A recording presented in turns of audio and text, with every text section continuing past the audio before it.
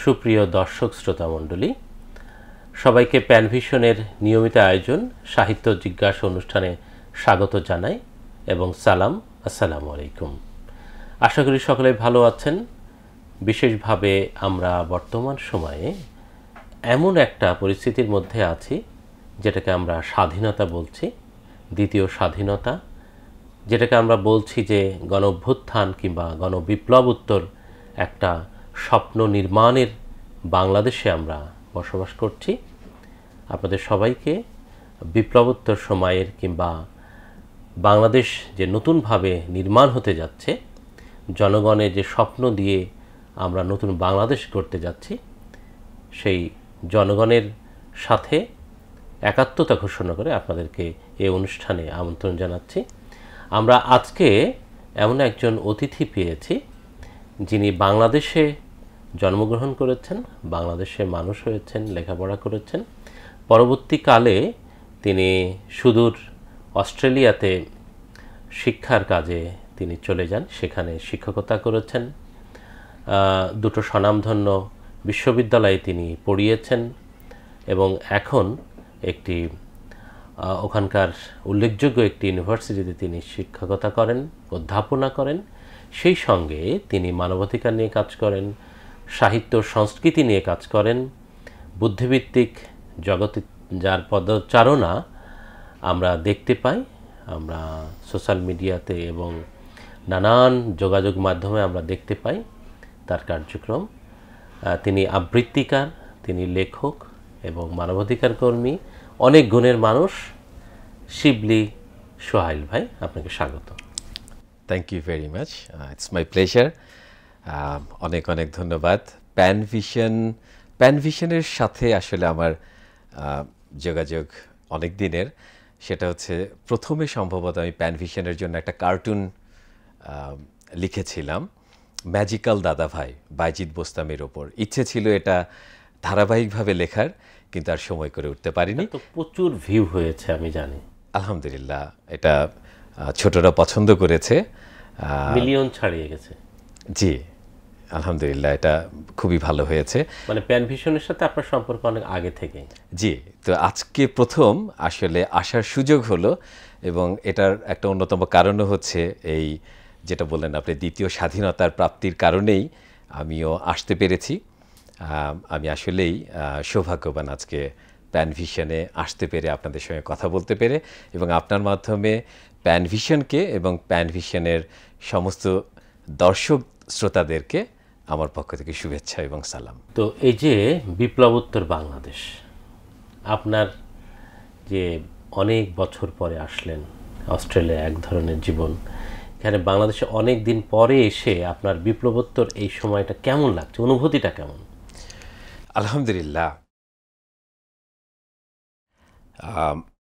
এই অনুভূতিটা প্রকাশ করতে গেলে সম্ভবত আমি একটু ইমোশনাল হয়ে পড়ব। ঠিক ক্যামেরার সামনে এভাবে এতটা আবেগ আপ্লুত হতে চাচ্ছি না, তাই এই কথাটা একটু সরিয়ে রেখে আমি একটা অন্য আলাপে যেতে চাই। সেটা হচ্ছে, আপনি বলেছেন বিপ্লব উত্তর। মজার কথা হচ্ছে, গতকাল রাতেই আমার বাবার সঙ্গে কথা বলছিলাম যে আমি কালকে সকালে প্যানভিশনে যাব, একটা আলোচনায় অংশ নেব। সো উনি বললেন যে টপিকটা কী, তো আমি বললাম যে এই বিপ্লব উত্তর সাহিত্য এবং শিল্প ইত্যাদি। তো উনি চট করে আমাকে কোশ্চেন করলেন, বিপ্লব উত্তর কেন? বিপ্লবের মধ্যে আছে। হ্যাঁ, এখনো তো বিপ্লব শেষ হয়নি। এরপরে আমার বাবার সাথে যে কথোপকথন হলো আমার, আমি একটু আপনাদের সঙ্গে শেয়ার করছি। এটা আলোচনাটা হলো এরকম যে, আমরা যদি এটাকে অভ্যুত্থান বলি, ঠিক আছে, অভ্যুত্থান, আমরা একটা সরকারের পতন ঘটিয়েছি, নতুন একটি সরকার এসেছে, অভ্যুত্থান, ঠিক আছে। তাহলে আপনি বলতে পারেন যে, হ্যাঁ, আপনি বলতে পারেন গণ অভ্যুত্থান কমপ্লিট হয়েছে। কিন্তু আমরা যদি এটাকে বিপ্লব মনে করি, এবং আমি মনে করি যে আমাদের এই আন্দোলনের স্পিরিটটাই ছিল একটি বিপ্লব। কেন বিপ্লব বলছি, বিপ্লব আর অভ্যুত্থানের মধ্যে পার্থক্য কী? অভ্যুত্থান এটা সমস্ত গণমানুষের যে স্বীকৃতি থাকতে হবে বা কনসেন্ট থাকতে হবে ম্যাস পিপলের, নট নেসেসারি। এটা হতে পারে একটা আর্মি অথবা একটা গোষ্ঠীও, কিন্তু অভ্যুত্থান ঘটিয়ে একটি সরকারের পতন ঘটিয়ে নতুন একটি সরকার নিয়ে আসতে পারে। কিন্তু বিপ্লব হচ্ছে একটি গণমানুষের আকাঙ্ক্ষাকে, স্বপ্নকে, এক্স্যাক্টলি। এবং আপনি দেখুন যে every works of society participated in this particular movement. এবং আপনি দেখুন যে নব্বইও আমরা এটা দেখিনি, প্রত্যেকটা দেশে বা প্রত্যেকটা জেলায়, প্রত্যেকটা গ্রামে, প্রত্যেকটা কোনায় কোনায় আপনি দেখুন বিশ্ববিদ্যালয়, মাদ্রাসা, প্রাইভেট ইউনিভার্সিটি, শ্রমিক, আমি তো এমন কাউকে দেখছি না যে রাস্তায় নামেনি। সো সকলের কনসেন্ট নিয়ে একটি বৈষম্যহীন, একটি সাম্যের বাংলাদেশ গড়বার জন্য, ফ্যাসিবাদের বিরুদ্ধে গণতন্ত্র নিয়ে আসবার জন্য, অর্থাৎ দুটো কথা বলছি আমি বিপ্লবের জন্য প্রয়োজন। আমি যেটা বলছি সেটা হচ্ছে একটা ম্যাস ইনভলভমেন্ট, ম্যাস কনসেন্ট, এবং দ্বিতীয় যে কথাটি সেটা হচ্ছে একটা major structural change of the society. এটা আমাদের বিপ্লবের জন্য প্রয়োজন। আমাদের স্বপ্নটা কিন্তু ওটাই। আমাদের স্বপ্নটা প্রথম কথা হচ্ছে যে হ্যাঁ, গুণগত পরিবর্তন, এক্স্যাক্টলি, প্রত্যেকটা প্রতিষ্ঠানে কিংবা কাঠামোতে একটা কাঠামোগত সম্পূর্ণ পরিবর্তনের স্বপ্ন নিয়েই আমরা এই আন্দোলন শুরু করেছি। এবং এই আন্দোলন বললে মানে আমরা অনেকে হয়তো ভাবতে পারি হুট করে হয়েছে, না, এটা গত 15 বছর ব্যাপী, গত 15 বছর সর্বশেষ ঢেউ। এবং আল্লাহ ইজ দ্য বেস্ট প্ল্যানার। আমরা বুঝতে পারিনি যে এভাবে হবে, কিন্তু আলহামদুলিল্লাহ এভাবে হয়েছে। তো এই যে বিপ্লবটা শুরু হলো মাত্র, অর্থাৎ আমি বিপ্লব উত্তর না বলে আমরা বলতে পারি যে বিপ্লবের সূচনা হলো। এখন কাজ রয়েছে যে আমাদের এই স্ট্রাকচারাল চেঞ্জের দিকে যে স্বপ্ন নিয়ে শুরু হয়েছে, যে বৈষম্যহীন বাংলাদেশের কথা আমরা বলছি, যে ঠিক আছে আপনি ছাত্রলীগ হলেই চাকরি পাবেন আর অন্য কিছু হলে চাকরি পাবেন না, হ্যাঁ, মাফিয়া মুক্ত একটা বাংলাদেশ গড়ে তোলার, ঘুষ দুর্নীতি মুক্ত। অফকোর্স আমাদেরকে একটা জিনিস বুঝতে হবে এখানে, সেটা হচ্ছে যেভাবে আপনার আঙিনাকে আপনি অথবা আপনার ফসলের ক্ষেতকে আপনি কখনোই সম্পূর্ণ আগাছা মুক্ত করতে পারবেন না, এটা আমাদেরকে বুঝতে হবে। এর মানে আমরা অবশ্যই দুর্নীতিমুক্ত, সাম্যের একটা এবং সুবিচারের একটা দেশ করতে চাচ্ছি। এর মানে এই নয় যে আমরা কোনো ইউটোপিয়ান ভাবনা ভাবছি। আমাদেরকে প্র্যাকটিক্যাল হতে হবে, প্র্যাগম্যাটিক হতে হবে। অর্থাৎ ওই ফসলের ক্ষেতের মতোই আমরা প্রতিনিয়ত, অথবা আপনার উঠোনে যেমন আমরা যেটা করি, বাংলাদেশে নিশ্চয়ই হয় লন মোয়িং, যেটা করি লন মোয়িং করি এবং ট্রিটমেন্ট করি, সো এই উইডগুলোকে সবসময় কমিয়ে রাখার জন্য। সো উইড মানে হচ্ছে আগাছা থাকবে, কিন্তু আগাছাকে আপনাকে কমিয়ে রাখতে হবে, দমিয়ে রাখতে হবে। আমি আরেকটা কথা বলে এখানে উদাহরণটা শেষ করি, সেটা হচ্ছে যে আমি একজন একাডেমিক মানুষ। সো আমরা একাডেমিক্যালি একটা খুব বড় সমস্যা এবং সংকটের মধ্যে দিয়ে যাচ্ছি, পার্টিকুলারলি আর্টিফিশিয়াল ইন্টেলিজেন্স আসার পর থেকে। সেটাকে আমরা মানে প্লেজিয়ারিজম তো মানে বহু যুগ ধরেই চলছে, কন্ট্রাক্ট চিটিং চলছে, আর্টিফিশিয়াল ইন্টেলিজেন্স এটাকে আরও একটা মাত্রা দিয়েছে। তো আমাদের বড় বড় কনফারেন্স, সেমিনার এবং গবেষণা হচ্ছে, $মিলিয়ন স্পেন্ড করা হচ্ছে এই প্লেজিয়ারিজম এবং কন্ট্রাক্ট চিটিং এগুলোকে বন্ধ করার জন্য। তো ওই সেমিনারগুলোতে মজার ব্যাপার হয় কি, সেটা হচ্ছে প্রথমেই বলে দেওয়া হয় যে okay, our effort to keep it as minimum as possible, as low as possible, but do not dream to eliminate it completely. So elimination মানে কোনো কিছুই এলিমিনেশন, আপনি পোকামাকড় আপনার ঘর থেকে পুরো এলিমিনেট করতে পারবেন না, কিছু থাকবে। কিন্তু আপনি সুস্থ মানুষ বলছি, আমি বসে আছি কারণ আমাদের মধ্যে অসুস্থতাটা কম, সুস্থতা বেশি। আমরা এখনো হসপিটালাইজড না। আমরা দেশটাকে, আমরা সমাজটাকে হসপিটালাইজড যেন না করতে হয়, একটা সুস্থ সবল গতিশীল দেশ যেন হয়। মানে আমি একটা ইন্টারভিউতে বলছিলাম যে গোটা দেশটা আসলে আয়না ঘরে বন্দী ছিল, সেখান থেকে আমরা মুক্ত হয়েছি। এখন জনগণের যে অধিকার, বৈষম্যহীন নাগরিক হিসেবে গড়ে তোলা, মানে কোনো নাগরিকের উপরে বৈষম্য, অবিচার, অন্যায় প্রয়োগ হবে না, একটা সাম্য, সুন্দর একটা অধিকার সম্পন্ন গণতান্ত্রিক বাংলাদেশ আমরা নির্মাণ করতে চাই, এবং আগাছা যেন বাড়তে না পারে এজন্য আমাদের নিয়মিত কর্ষণ দেয়া কিংবা মই দেয়া এবং চাষাবাদটা করতে হবে আমাদের কাঙ্ক্ষিত ফসল পাওয়ার জন্য। আপনি যথার্থই বলেছেন।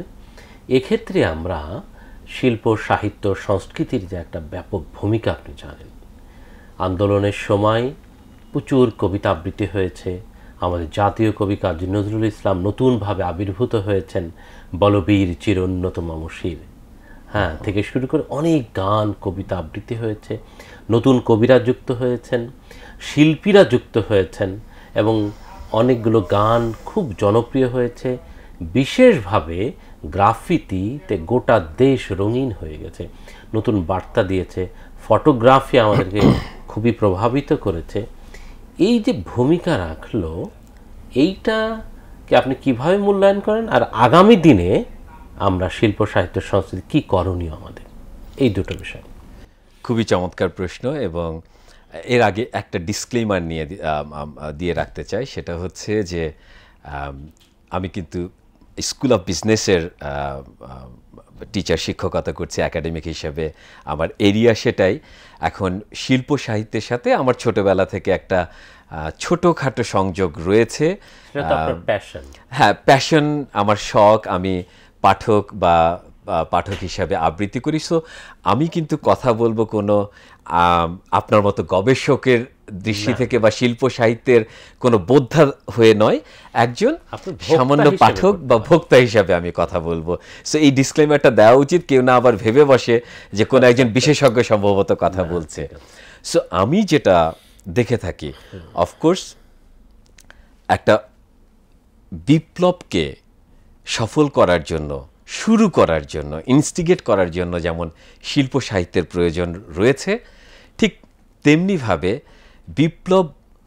বিপ্লবও কিন্তু শিল্প সাহিত্যকে পরিবর্তন করে দেয়। অবশ্যই সেটারও একটা ইম্প্যাক্ট শিল্প সাহিত্যের উপরে পড়বে। এখন অফকোর্স আমাদের একটা দুঃখ ছিল, একটা হতাশা ছিল শুরুতে। সেটা হচ্ছে যে আমরা আমাদের শিল্পী, সাহিত্যিক, কবি কাউকে খুঁজে পাচ্ছি না। আমরা অফকোর্স নজরুল, ফররুখ যারা মানবতার জন্য লিখেছেন, আল মাহমুদ যারা মানবতার জন্য লিখেছেন, আমরা তাদেরকেই বারবার ফিরে আনছি। সুকান্ত, অচিন্ত্য কুমার সেনগুপ্ত সহ আমরা তাদের কাছে বারবার ফিরে যাচ্ছি মানবতার কথা শুনতে। আমাদের কবিরা কেন যেন লিখছে না। আবারও আমরা কবি, সাহিত্যিক, শিল্পীদেরকে খুঁজে পাচ্ছি না। যেমন আমি একটা উদাহরণ দিই, পাচ্ছিলাম না। এখন কতটা পাচ্ছি আপনি আমাকে বলতে পারবেন। আপনি কয়েকটা উদাহরণ দিয়েছেন, সো এটা নিয়ে আমরা কথা বলতে পারি। কিন্তু কেন পাচ্ছিলাম না বলি, আমার দুঃখটা কোথায় ছিল। আমি অ্যাকচুয়ালি ওখানে বসে খুঁজছিলাম। আমি অস্ট্রেলিয়াতে বসেই আমি একটি দিনের জন্য গত 15 বছরে মানে দেশের এই পরিবর্তনের জন্য যে প্রচেষ্টা, এটার কথা ভুলে যেয়ে ঘুমিয়ে গেছে এমন কোনো দিন ছিল না। এবং সবচেয়ে বড় অভাব বোধ করেছিলাম আমি আমাদের শিল্প সাহিত্যের ক্ষেত্রে। এবং ওখানে অস্ট্রেলিয়াতে আমার খুব কাছের একজন রয়েছে, রাহাত শান্তনু, জনতার কবিয়াল নামে পরিচিত। আমি তার সাথে সবসময় আলাপ করতাম যে একটা বিপ্লবের সূচনা করার জন্য যে কবি, সাহিত্যিক, শিল্পী আমাদের প্রয়োজন, আমরা তাদেরকে পাচ্ছি না। তাহলে আমাদের কবি, সাহিত্যিক, শিল্পীরা কোথায় গেল? এবং তার সাথে বিভিন্ন গল্পে আমরা এই গল্পটাই করতাম যে এই শিল্পী, সাহিত্যিক এবং কবিরা আজ বোধহয় বাইজি কবি, বাইজি শিল্পী, বাইজি সাহিত্যিক হয়ে গেছেন, এবং সাংবাদিকরাও বাইজি সাংবাদিক হয়ে গেছেন। আমরা গত 15 বছরে সেই উদাহরণ প্রচুর দেখেছি যে যারা এই রাজরাদের মনোরঞ্জনের জন্য, রাজসভার কবি, তাদের লালসার কে তার পণ্য হিসেবে ব্যবহৃত হয়েছেন। সোজা কথা, তাদের কথা ছিল জনগণের, গণমানুষের কণ্ঠস্বর হবার, কিন্তু তারা সেই কণ্ঠস্বর হতে পারেনি। তারা এই নিপীড়িত জনতার গায়ের উপরে, বুকের উপরে দাঁড়িয়ে তাদের প্রবৃত্তির জন্য কাজ করেছে। সো এটা শিল্প নয়, এটা সাহিত্য নয়, এটা কবি নয়। আমরা যদি সিম্পলি বলি যে যখন ব্রিটিশ বিরোধী আন্দোলন হচ্ছে, আপনি লিখে ফেললেন শিকল পরা ছল মোদেরই শিকল পরা ছল, কারারই লৌহ কপাট, আপনি বলবীর চির উন্নত মম শির লিখছেন আপনি, এবং সেগুলো কাল উত্তীর্ণ হয়ে আজও প্রাসঙ্গিক হয়ে যাচ্ছে, কিন্তু আজ কেন পাচ্ছি না। আবার আমরা যদি চলে যাই যে ৭১-এর পরবর্তী যেই ৭১-এ তো মানে অনেক লেখা হয়েছে আলহামদুলিল্লাহ, সেগুলো যথেষ্ট অনুপ্রেরণা দিয়েছে আমরা বলতে পারি, এবং তারপরেও সবকটা জানালা খুলে দাও না, এক্স্যাক্টলি ৫২ আমার ভাইয়ের রক্তে রাঙানো কোথায়, আমরা এখনো দেখিনি। ওরা আমার মুখের ভাষা কায়রা নিতে চায়, আব্দুল লতিফের আচ্ছা হ্যাঁ, না ওরা কায়রা নিতে চায়নি ওভাবে, ওটা নিয়ে একটা বিতর্ক আছে, কিন্তু এই যে কায়রা নিতে চায়, it is reflecting perception of people. এটা তো সত্যি যে পিপল পারসিভড যে কেড়ে নিতে চাচ্ছে, হয়তো কেড়ে নিতে প্রভাব বিস্তার করেছে। আমি পারসেপশনের কথাটাই আসছি, কিন্তু কতগুলো লাইন, দুটো লাইন তো ওই সময়ের পারসেপশনকে সংরক্ষিত করেছে, ধরে রেখেছে, আজকে আমাদেরকে বুঝতে সাহায্য করছে ওই সময়ের মানুষগুলো কি ভাবছিল। আমি সেই কবিতা চাচ্ছি, সেই সাহিত্য চাচ্ছি। এরপরে আমরা যদি চলে আসি যে ভাত দে হারামজাদা নইলে মানচিত্র খাবো, দুটো শব্দে আপনার চলে আসলো ওই সময়ের আপনার আওয়ামী লীগ এবং তার মাফিয়া গোষ্ঠী যত কালার দেওয়ার চেষ্টা করুক না কেন, এই দুটো লাইনই যথেষ্ট সবকিছু বলে দেবার জন্য যে ওই সময় প্রকৃত চিত্রটা কি ছিল। আপনাকে সহযোগিতা করি। জি জি। ৭৩ সালে আল মাহমুদ লিখলেন বোধের উৎস কই কোন দিকে, এটা কবিতা, মারাত্মক কবিতা। একটা লাইনে তিনি বলছেন যে স্টেন গান কাঁধে হেঁটে যায় ১৯৭৩ সাল। একটি লাইনে আপনাকে বলে দিচ্ছে যে এখানে বাকশাল কতটা ভয়ঙ্কর ছিল, অথবা তার জেল গেটে দেখা, ওটাও চিত্রটা তুলে ধরেছে সেই সময়ের। তো এই চিত্র ৬৯-এর ছড়া, ট্রাক হ্যাঁ, শুয়োর মুখ ট্রাক আসছে, মতিউরকে ডাক, মানে পুরো মানে এই গল্পটাই তো জানতাম না যে তখন আসলে ট্রাকগুলো ছিল শুয়োর মুখ, ওই যে সামনের দিকটা নিচু ছিল, হেডলাইটগুলো সহ একটা প্রতীক। হ্যাঁ, মানে ওটা দেখে মানে কবির মনে হয়েছে যে শুয়োর মুখ ট্রাক আসছে, তো উনি সংরক্ষিত করলো। এই আলোচনাগুলো আমাদের করা দরকার যে একজন কবি কিভাবে ঐতিহ্যকে সংরক্ষণ করছেন, এবং পরবর্তী এতগুলো জেনারেশন পরে তাদেরকে মাত্র দুটো লাইনে সেটা ট্রান্সফার করে দিচ্ছেন। আমার মনে হয় এদিকটা পাঠক হিসাবে আপনারা যারা কবি আছেন তাদের কাছে সম্ভবত আমার একটা দাবি থাকবে, চাহিদা থাকবে, আকাঙ্ক্ষা থাকবে, আমার তৃষ্ণা ওখানেই। তো আমি ওই যে রাহাত শান্তনুর সাথে বিভিন্ন বিষয়ে কথা বলতাম যে এই জিনিসগুলো আমরা পাচ্ছি না, এই জিনিসগুলো খুবই দরকার। ও গণ অভ্যুত্থানের সময় কিন্তু আমরা আবার পেলাম, গণ অভ্যুত্থানের সময় ভয়টা অনেক কেটে গেল, তখন হয়তো ভয়ের কারণেই হচ্ছিল না। অর্থাৎ এখানে আমি আরেকটা জিনিস সম্ভবত দেখলাম যে আইয়ুব, ইয়াহিয়া অথবা শেখ মুজিবের যেই নিষ্পেষণ, এই নিষ্পেষণ সম্ভবত শেখ হাসিনার নিষ্পেষণের মতো ছিল না। এই নিষ্পেষণ কলম টলম সবকিছুকে, কণ্ঠ সবকিছুকে রুদ্ধ করে দিয়েছিল। এই ফ্যাসিবাদের কাছে ওই পূর্বের ফ্যাসিবাদ কিংবা নিষ্পেষণ অত্যাচারটা অনেকে বলে শিশু সুলভ, এবং আমরা এই বিপ্লবের সময় আমার দুটো লাইন একদম স্ফুলিঙ্গের মতো ছড়িয়ে পড়লো, দাবানলের মতো, যে সেটা হচ্ছে বুকের ভিতর দারুণ ঝড়, বুক পেতেছি গুলি কর। এবং আবু সাইদ যেভাবে আত্মত্যাগ করলো, দুটি হাত মনে হচ্ছে ডানার মতো উড়ে গেল, এগুলো আমরা পেয়েছি। হ্যাঁ, আবার পূর্বের যে ঐতিহ্য, সাংস্কৃতিক ঐতিহ্য, সেটা নবায়িত হয়েছে, সেটা আবার নতুনভাবে আমাদেরকে উজ্জীবিত করছে, আবার নতুন সৃষ্টি হয়েছে। এখন আমাদের করণীয়টা যদি আপনি বলতেন। জি, এটা আসলেই খুবই গুরুত্বপূর্ণ কথা। এখন আমাদের যেটা করণীয়, প্রথমে হচ্ছে আমাদেরকে বুঝতে হবে যে আমাদের শিল্পীদেরকে বুঝতে হবে যে আমাদের দায়িত্বটা কী। অবশ্যই বাইজি কবি, বাইজি শিল্পী, বাইজি সাহিত্যিক অথবা বাইজি সাংবাদিক হব না। আমরা শিল্পী কিংবা রাজকবি অথবা সভাকবি হতে চাই না। আমাদের দায়িত্বটা কি? আমাদের দায়িত্ব গণমানুষের কণ্ঠস্বর হওয়া, আমাদের জনগণের সাথে কথা বলা, জনগণের আকাঙ্ক্ষাকে, এবং শুধু তাই না, তাদের স্বপ্নকে ধারণ করা, তাদেরকে স্বপ্ন দেখানো, সমাজকে সামনের দিকে এগিয়ে নিয়ে যাওয়া। স্বপ্ন দেখানো কিন্তু একটা অত্যন্ত অত্যন্ত গুরুত্বপূর্ণ কাজ। শিল্পীর কাজ, কবি কিংবা শিল্পী আমাকে স্বপ্ন দেখাবে, আমার বুকে প্রত্যাশা জাগিয়ে আনবে। আপনি দেখুন না, এই আমরা অসংখ্য কবির নাম অ্যাকচুয়ালি বলতে পারি যারা কাল উত্তীর্ণ হয়েছেন, তারা প্রত্যেকে কিন্তু মানুষের মনে এই স্বপ্নগুলো জাগিয়েছে। তাহলে এখন আমরা যদি সমাজটাকে পুনর্গঠন করতে চাই, পুনর্নির্মাণ করতে চাই এবং ঐতিহ্যকে পুনর্লিখন করতে চাই, যেটা নিউ ন্যারেটিভ একটা তৈরি করতে হবে, রিকনস্ট্রাকশন, এখানে কিন্তু আপনাদের দায়িত্ব হচ্ছে সবচেয়ে বেশি। আপনাদের কাছেই আমাদের আকাঙ্ক্ষা। আর তা না হলে বিপ্লব কিন্তু সম্পূর্ণ হবে না, সফল হবে না, ব্যর্থ হয়ে যাবে, হারিয়ে যাবে।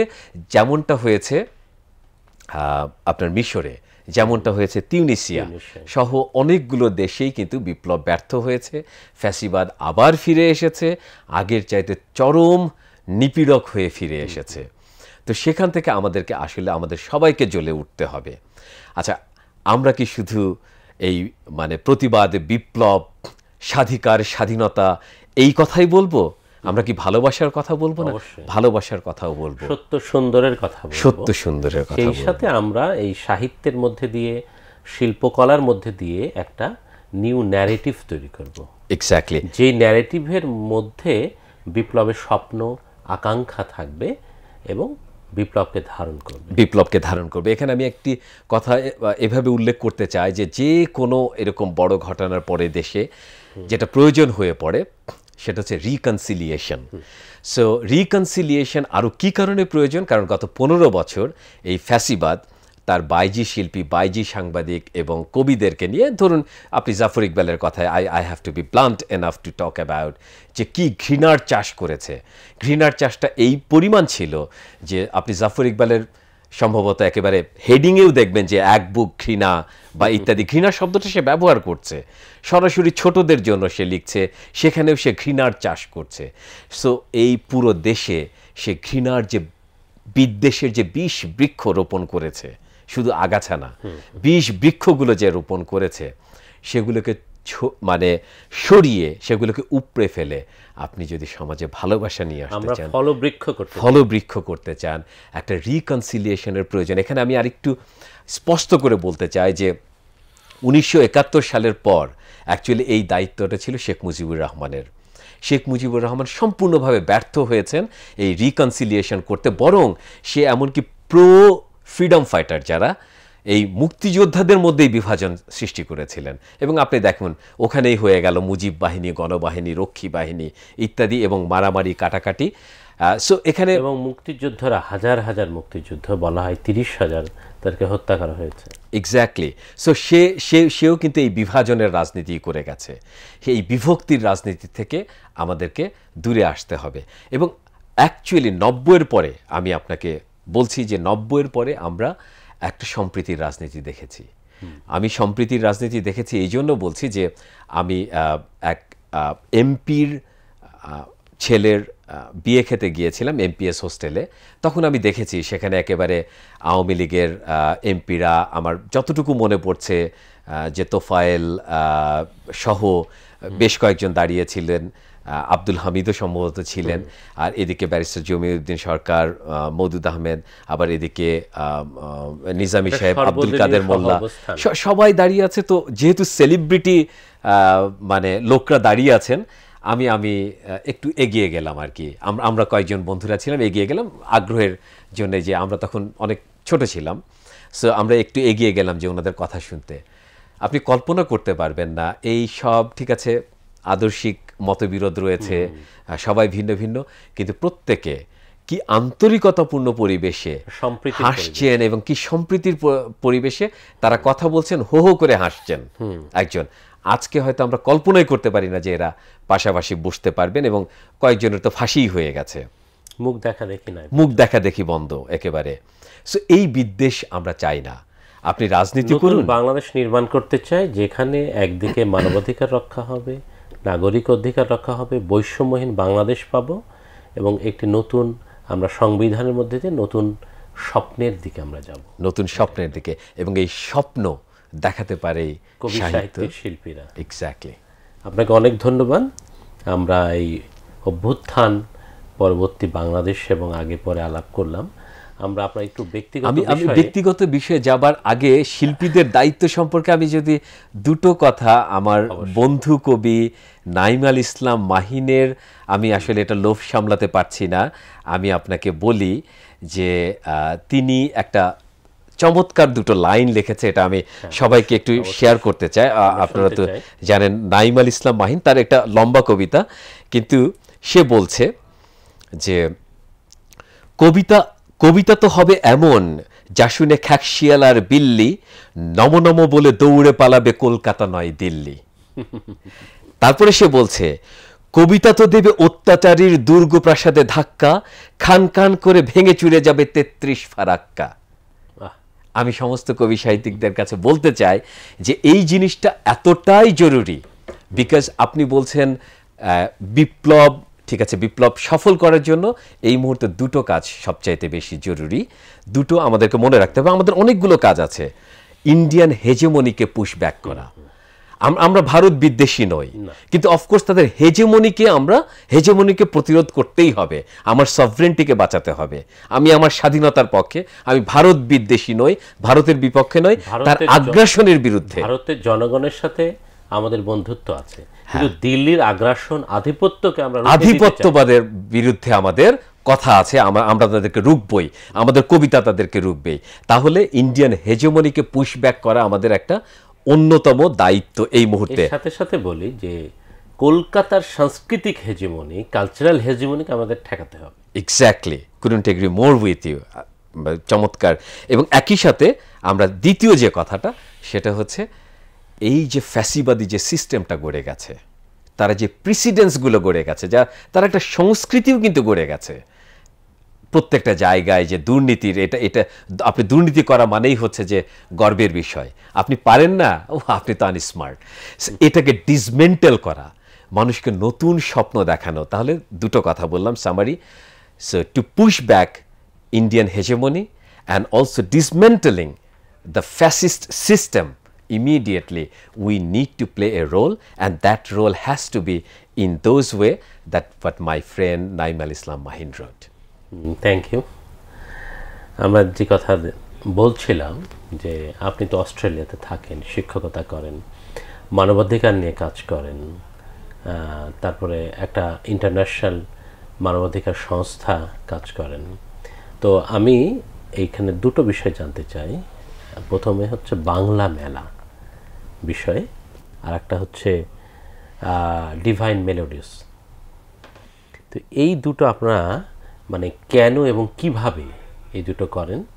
ওখানে কি অস্ট্রেলিয়ান নাগরিকরা থাকে, না শুধু প্রবাসী বাংলাদেশি কিংবা বাংলা ভাষাভাষী থাকে? এটার প্রভাবটা কেমন, এটা সম্পর্কে জানতে চাই। চমৎকার কথা বলেছেন। এখানে দুটো সম্পূর্ণ ভিন্ন ইভেন্ট। বাংলা মেলা প্রায় গত 10 বছর ধরে চলে আসছে, কোভিডের পর থেকে এটা বন্ধ আছে। এছাড়া এটা অস্ট্রেলিয়ার কোথায়? অস্ট্রেলিয়ার সিডনিতে এটা হয়ে থাকে। সিডনির যেটা বাঙালিদের প্রাণ কেন্দ্র ল্যাকেম্বা ওয়াইলি পার্কে এটা অনুষ্ঠিত হয়ে আসছে গত প্রায় 10 বছর। সিডনিকে তো বলা যায় কালচারাল ক্যাপিটাল। জি জি। মেলবোর্নও অ্যাকচুয়ালি, মেলবোর্নও কালচারাল সাইট থেকে আপনার অপেরা হাউস থাকার ফলে সিডনিকে মনে হয়, কিন্তু মেলবোর্নও কালচারাল অ্যাক্টিভিটিস অনেক সমৃদ্ধ। সো আমরা যে কারণে বাংলা মেলাটা শুরু করি সেটা হচ্ছে যে আমরা দেখতে চাই, আমি আসলে কথাটা এভাবে বলতে পারি যে আমি প্রথম যখন গিয়েছিলাম অস্ট্রেলিয়াতে, তখন আমার মামা মামি আমাকে নিয়ে গিয়েছিল একটা মেলাতে, সেটা ভারতের মেলা, এবং সম্ভবত ওরা বলে বসন্ত মেলা। সো ওই মেলাটাতে যে আমি দেখলাম যে বাহ, তারা তো তাদের পোশাক আশাক পরে এবং তারা তাদের ভারতীয় পরিচয় এবং এই জাতীয়তা, এই সংস্কৃতি নিয়ে গর্ব করতে পারছে। আমি যখন গিয়েছিলাম তখন বাঙালিদের মধ্যে খুবই ছোট্ট একটা বৈশাখী মেলা হতো একটা স্কুলের মাঠে। পরবর্তীতে সেই বৈশাখী মেলাটা অনেক বড় আকারের একেবারে অলিম্পিক পার্কে চলে যায়, তারা করছে এবং সেটা করতো অ্যাকচুয়ালি বঙ্গবন্ধু পরিষদ করতো। এবং বঙ্গবন্ধু পরিষদের ওই বৈশাখী মেলায় একবার আমিও যেতাম, কারণ আমি চাইতাম আমার সন্তানের সাথে বাংলা সংস্কৃতির পরিচয় হোক। একবার যে আমি ওখানে লেবানিজ বেলি ডান্স দেখে আমি বললাম যে আমার মেয়েকে তো এখানে এই কারণে আননি। সো ওই যে মানে একজন শিল্পী সংস্কৃতি কর্মী তার লক্ষ্য এবং উদ্দেশ্য যদি সরে যায় তাহলে এরকমই হবে, অর্থাৎ এটা পণ্য হয়ে উঠল। তো আমরা ওখান থেকে বেরিয়ে এসে আমরা চিন্তা করলাম যে ঠিক আছে, দুটো কারণ ছিল। সেটা হচ্ছে এই বঙ্গবন্ধু পরিষদ বলুন বা যাই বলুন, তারা করছিল বিভাজনের রাজনীতি। আমরা চেষ্টা করলাম যে আমরা একটা প্ল্যাটফর্ম করব, আমরা বাংলাদেশি এই নামে, যেখানে সকল বাংলাদেশি হেরিটেজের সবাই এই প্ল্যাটফর্মে আসতে পারবে, এখানে কোনো বিভাজন নেই, কোনো বিভক্তি নেই, সব সম্প্রীতি হবে। সো আমরা এটা নিয়েই বাংলা মেলা, অর্থাৎ বাংলাকে আপহোল্ড করবার জন্য, অর্থাৎ বাংলা সংস্কৃতির চর্চা করব, এখানে ওই বেলি ড্যান্স আসবে না। এখানে আমরা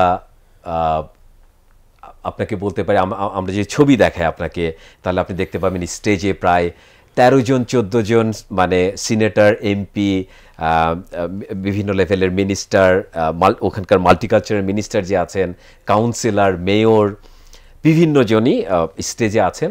তারা তাদের ছেলে মেয়ে, সন্তান এবং পরিবারদেরকেও নিয়ে আসতেন, অন্যান্যরাও আসতেন, কারণ হচ্ছে যে মেহেদি দেওয়া থেকে শুরু করে আমাদের বিভিন্ন খাবার, পোলাও, বিরিয়ানি যেগুলো ওদের পছন্দের সেগুলোও পাওয়া যেত।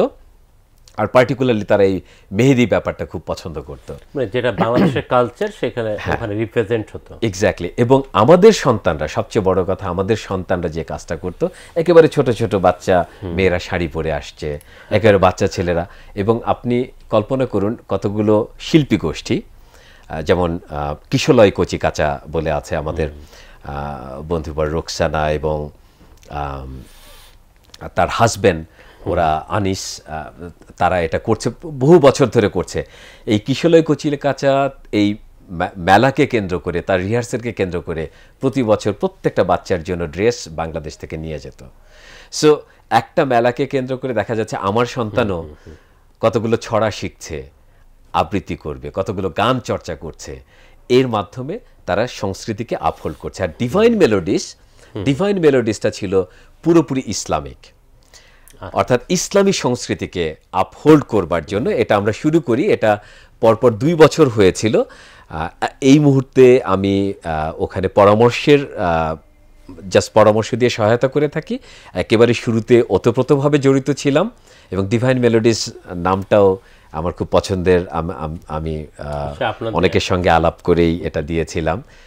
আমি সেই মুহূর্তে অনেক বড় ভাইদের সঙ্গেও আলাপ করেছিলাম, বুদ্ধি নিয়েছিলাম। এর মধ্যে আমাদের লিঙ্গুইস্ট এবং লিটারেচারের রয়েছেন সালমান আসামি, আপনি হয়তো চেনেন, তার কাছ থেকেও পরামর্শ নিয়েছিলাম। সোসাইটিতে প্রভাবটা কেমন পড়ছে? আলহামদুলিল্লাহ, পার্টিকুলারলি বাংলা মেলার সফলতা খুবই বেশি। আর ডিভাইন মেলোডিজ প্রথমবারের সাড়া পড়েছিল অভূতপূর্ব। প্রথমবারের আমাদের প্রচার ছিল ভালো, এবং ওখানকার যে SBS বাংলা তাদের প্রতিনিধি মেলবোর্ন থেকে আমাকে ফোন করেছিল, ওই পোস্টার থেকে মানে ফোন নাম্বার নিয়ে আমাকে ফোন করেছিল যে আমরা আপনাদের প্রচারণা দেখলাম এবং খুব ইউনিক একটা প্রোগ্রাম মনে হচ্ছে এটা। যে মানে মিউজিক ছাড়া যাদেরকে শিল্পীদেরকে আনছেন, তারা আমার একটা দীর্ঘ ইন্টারভিউ নিয়েছিল এবং ওই ইন্টারভিউতে তারা অনেকগুলো কোশ্চেন করেছিল যে আচ্ছা মানে ইসলামে তো গান হারাম হালাল ইত্যাদি বিষয়গুলোও তারা কোশ্চেনগুলো করেছিল। আমি ওই ফিকহি ডিসকাশনে যাইনি, আমি বলেছি যে বিভিন্ন অডিয়েন্স আছে তাদের জন্য যেই।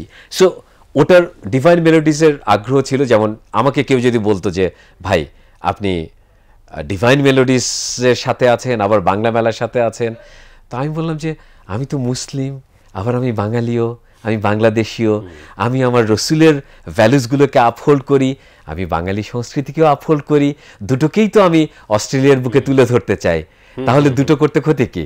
আপনি বুদ্ধিভিত্তিক কাজও করেন, যেরকম ওখানকার থিঙ্ক ট্যাঙ্ক একটা গ্লোবাল আসপেক্টে, সাউথ এশিয়ান পলিসি ইনিশিয়েটিভ, এবং আরেকটা হচ্ছে গ্লোবাল ভয়েস ফর হিউম্যানিটিস, এটা সাধারণ সম্পাদক। তো এইটা অস্ট্রেলিয়াতে থেকে বাংলাদেশের মানবাধিকার নিয়ে আপনারা অনেক সোচ্চার ছিলেন, ওখানকার পার্লামেন্টে আপনারা কাজ করেছেন, ইন্টারন্যাশনাল নানান ফোরামে কাজ করেছেন, ফ্যাসিবাদের এর নানান যে নৃশংসতা বা মানবাধিকার লঙ্ঘন এর যে ধারাবাহিক যে ইতিহাস, সেটা আপনারা বিশ্বের নানান ফোরামে তুলে ধরেছেন। তো এইটা আপনারা যে ধরনের কাজ করছিলেন, এই যে আমাদের গণ অভ্যুত্থানে অসংখ্য মানুষ, এখনও নির্ণয় হয়নি কত মানুষ এখানে প্রাণ দিয়েছে, শহীদ হয়েছে, কত মানুষ গাজী আহত হয়েছে। তো এইগুলো নিয়ে আপনারা কাজ ভবিষ্যতে করবেন কি না, কিংবা ওখানে এখন কাজের প্যাটার্ন আপনাদের কি হতে পারে, এইগুলো নিয়ে একটু যদি জানাতেন দর্শকদের উদ্দেশ্যে। জি, অনেক অনেক ধন্যবাদ। আমরা আসলে বিদেশ থেকে যেটা অনুভব করছিলাম যে প্রত্যেকটা ডায়াসপোরা কমিউনিটির একটা ভূমিকা থাকতে হয় যে কোনো দেশের গঠনে, এবং স্বাভাবিকভাবেই যেটা হয়ে থাকে আপনারাও লক্ষ্য করেছেন যে প্রবাসীরা যেই কাজগুলো করেছে, কেন করছি আমরা আসলে একটা মানে সব কিছু ছেড়ে দিলেও এই যে নারীর যে টানটা আছে এটা কখনো কাটতে পারি না, এটা কখনো ছিঁড়তে পারে না কেউ।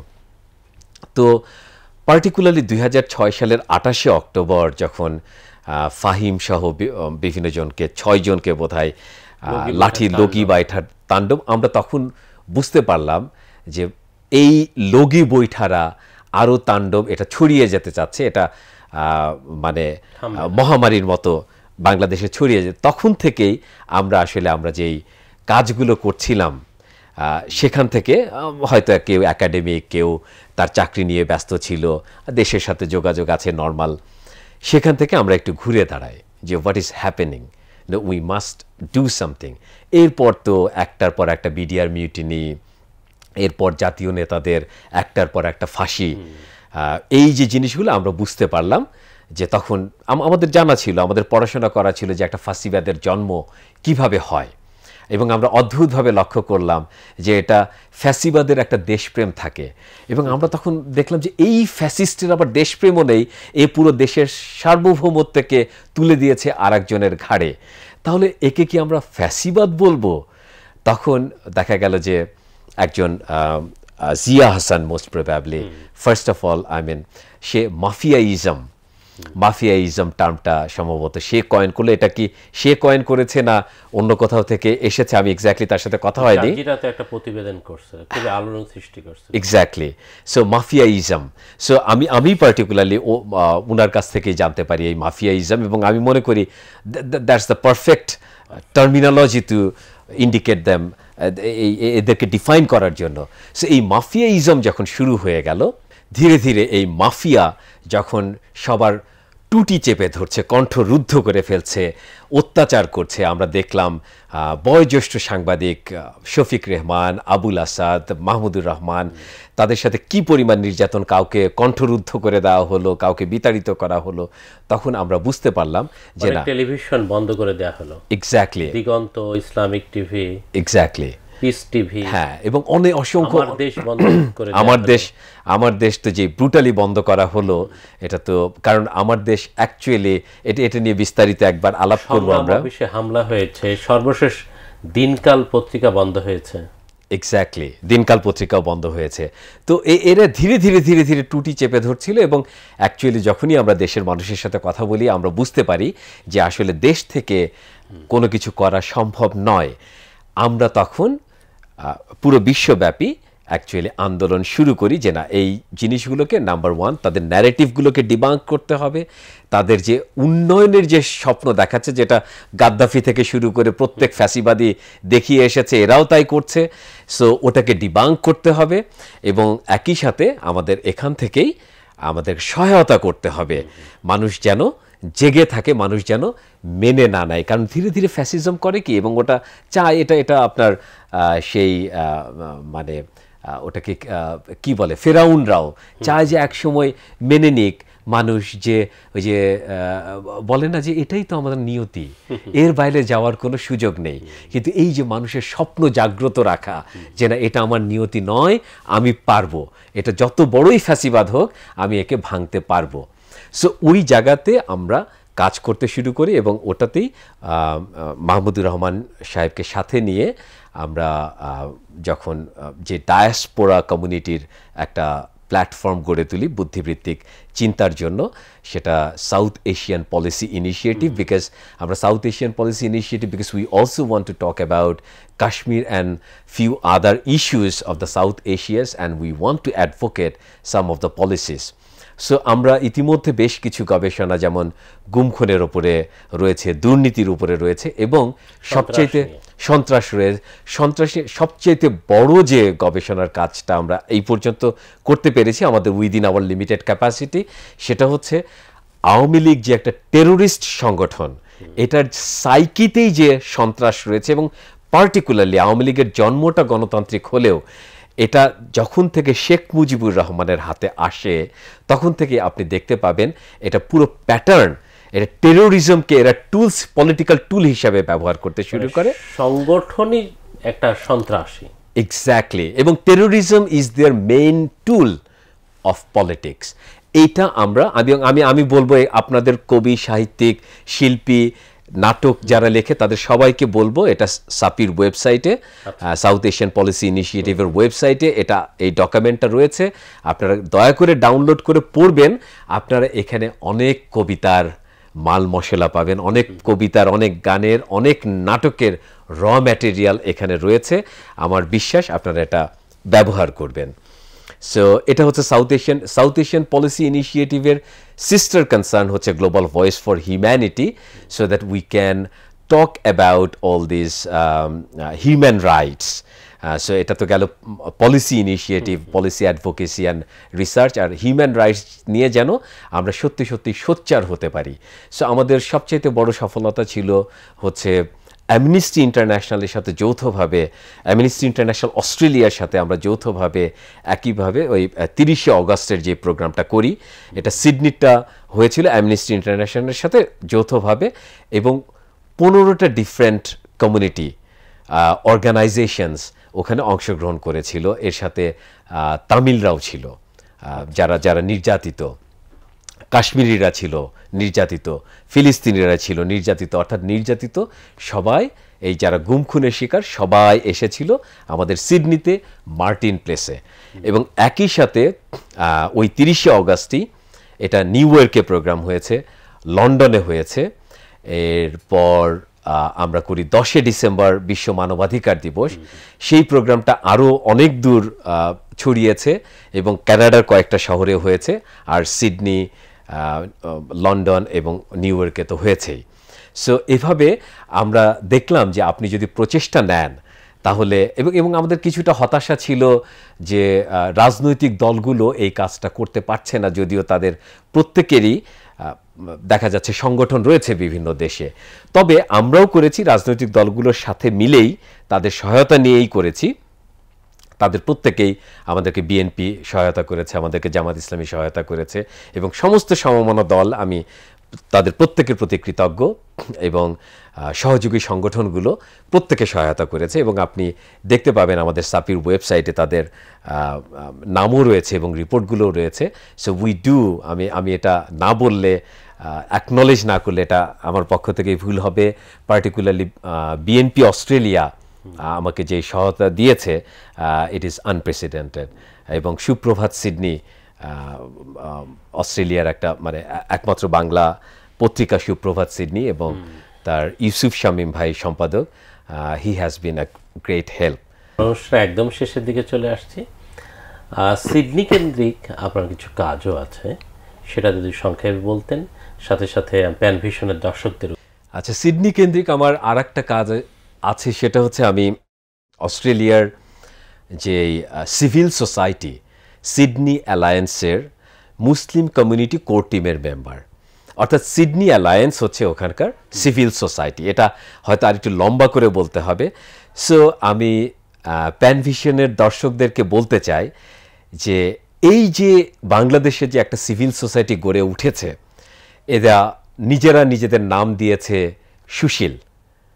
মাত্র কয়েকজন মিলে একটা বাম গোষ্ঠী, যাদের অ্যাকচুয়ালি যারা আপনি বলুন যে এই বাম গোষ্ঠী রাজনৈতিকভাবে পতিত, পরাজিত, জনবিচ্ছিন্ন একটা গোষ্ঠী।